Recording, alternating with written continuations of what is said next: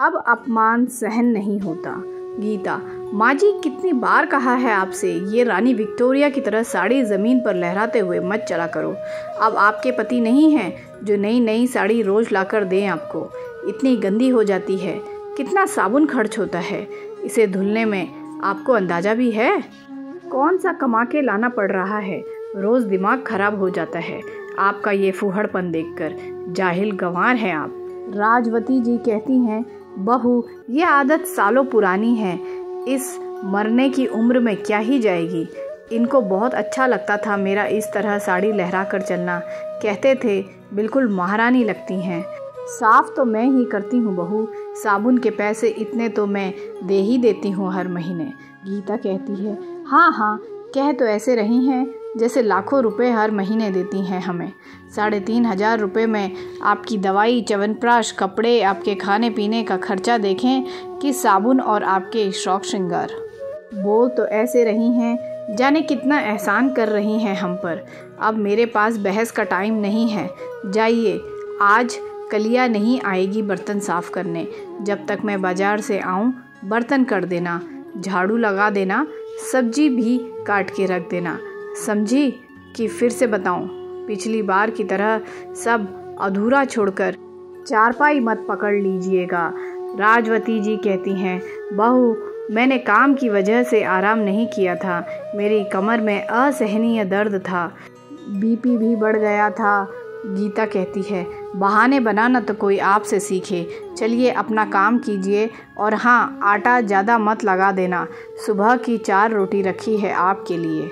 राजवती जी बिना कुछ कहे अपने पल्लू से आंसू पोंछते हुए किचन में बर्तन मांजने लगी। सोचने लगी, राजू के बापू ने रानी की तरह रखा उन्हें। मजाल है कभी किसी भी बच्चे ने उनके सामने मुझसे ऊंची आवाज़ में बात भी की हो। जब शाम को काम से वापस आते तो खोए वाली मिठाई ज़रूर लाते। इतनी इतराती थी मैं अपनी किस्मत पर, लाखों कंबल, रजाई, शॉल हर साल गांव वालों को बांटते। वही राजवती जी को आज एक फटी हुई रजाई मिली हुई है ओढ़ने को, उसमें भी पैर बाहर आ जाता था, जिसे किसी तरह सिलकर गुजारा कर रही थी। तभी अचानक अपने नाती शुभम की आवाज़ से वो वर्तमान में वापस आई। शुभम, दादी देखो मैं क्या लाया हूँ आपके लिए, खोए की मिठाई, आपकी फेवरेट है ना, दादाजी हमेशा लाते थे आपके लिए। राजवती जी, अरे मेरे लल्ला, तुझे कहाँ से मिल गई ये खोए की मिठाई? शुभम, अरे दादी वो ना नानू लाए हैं, वही लेकर आए हैं। राजवती जी, तो तू मुझे क्यों दे रहा है, तेरी मम्मा ने तुझे दी होगी ना खाने को। शुभम कहता है, दादी आपको तो पता है मैं मीठा नहीं खाता ज़्यादा, ये तो इतनी सारी है, आप नहीं लोगी, ले लो ना थोड़ी सी। बालहट के सामने राजवती जी नतमस्तक हो गई।